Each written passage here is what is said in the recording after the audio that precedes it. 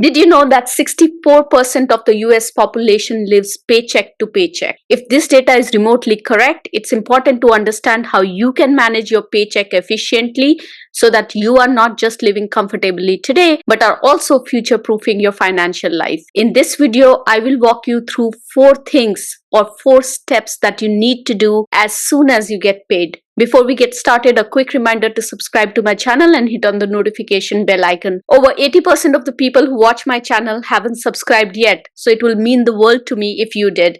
And now let's get started. When I moved to the US, I barely brought home $1,800 a month. I knew that I had to manage money efficiently to build a life that I wanted for myself. What I will share with you today is a system that I use regularly. I use it on a monthly basis. This system is fine-tuned for my requirements based on my financial goals, and it has evolved over time. I share this with you for educational purposes only. Take what resonates with you. The very first thing that you should do, and actually this is something that you can do right away today, even without waiting for your next paycheck to arrive, is to create a baseline. Review your previous month's expenses to understand on an average, how much do you spend on your rent, your groceries, your car, your transportation, utilities, and credit cards? Fun fact, I have recorded this every single month since 2008. I don't use any fancy tools. A simple Excel worksheet is what I use. Every first of the month, I create a copy of the previous month's sheet,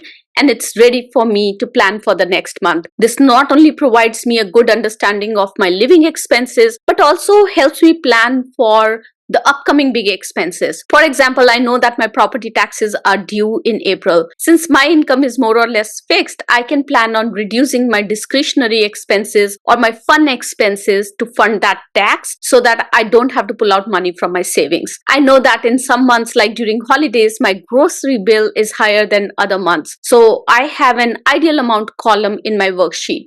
This column actually tells me what my ideal grocery expense should be. Now, if my grocery expense continues to be higher in the non-holiday months like in January or February, I know that I have to go back and review my grocery expenses to see how I can bring them down. You can create a baseline using any method that works for you.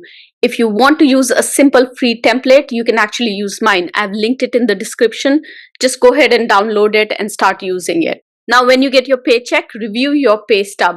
I talk to so many people who know what their base salary is or who understand what their total compensation is, but have no idea about the deductions or the net pay that they bring home. Your net pay determines how much you can realistically spend each month, so it's important to know about it. Take a look at your gross salary. Now check all the deductions. This pay stub that we are looking at right now is a sample pay stub for an hourly employee in California. Notice that it has federal and state tax deductions and 401k deductions as well. It's important to understand your pay stub so that you are aware of where your money is going. For example, here, since the federal and state tax are already taken care of, I don't have to worry about it now.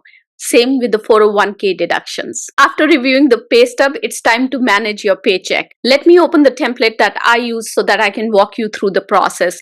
You can also use this template. Just download it from the link in the description and you'll be ready to use. I'm making it available for free for you. As you see, I have the total salary over here. Note that this is the net salary, which means that it doesn't include the deductions like 401k or taxes. Those are already deducted from our paychecks in the US. So the income taxes and the retirement is already taken care of. Now, if you live in a country where taxes and retirement deductions are not made automatically, you'll need to account for those in this worksheet. Since we have 2 monthly paychecks, one for me and one for my husband, we have 2 entries over here. As soon as you get your paycheck, take out 10% of your total net income and put it in a place where you can get high interest and you can access it easily. For us, this was a non-negotiable. I live in Silicon Valley and layoffs are frequent over here. Job security is really low. So we needed at least 8 months of living expenses readily available. This is often called the emergency fund. We built our emergency fund with the 10% saving. Once we built our emergency fund for about 8 months, we now use these 10% savings for our investments. If you have debt at a high interest rate, say anything between 4% to 5%, still go ahead and plan for at least a couple of months of emergency fund before you start prioritizing paying off your debt. Once you have some money in the emergency fund, say for 1 or 2 months, focus on paying off the loan with the highest interest rate first. After the loan in the highest interest rate is paid, you then put that money towards the account with the next highest interest rate, and then the next one, and go on until you're done. The important thing over here to remember is that your goal is to pay the debt off and not pay it off to accumulate more bad debt. Now, when I and my husband first started managing our money this way, we had some debt with high interest rate. We cut off all our fun expenses to pay off that debt. We didn't eat out for months, didn't buy books or music that we both love. Our goal was to pay that debt off. Once the debt was paid, we added back the fun fund to our monthly expenses. I see fun money as investment in myself, to buy a new course or a book that will help me grow, a new water bottle that will motivate me to stay hydrated. These are the expenses that we can cut down if we need, but are there so that we don't feel guilty about spending on ourselves if our budget allows. The next step is to evaluate your incidentals fund. Managing your paycheck involves two things. First is understanding the basics, how much money is coming in, what you're spending on, and all that good stuff. And the second one, which is often the overlooked part of it, is the mental piece or the psychological aspect. This incidentals funds is actually the psychological comfort of knowing that if your car breaks down or if you need urgent health care, you have funds to take care of that situation without pulling out from your investments or from your emergency savings. Imagine the peace of mind of knowing that if your car ever breaks down or if you have a medical emergency, you have actually funds put aside to take care of it.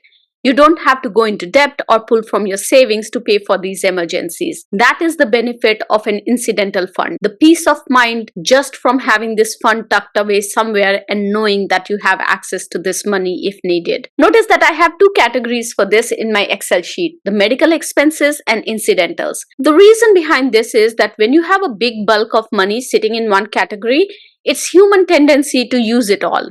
However, when you subcategorize it, you use money more judiciously. So now if we have money left over from medical expenses, we move it to our savings. Earlier, when we had all this in one category, we noticed that we spent it sometimes on wants rather than saving it for the needs. One thing that I forgot to mention is that many times we have money coming in from side hustles.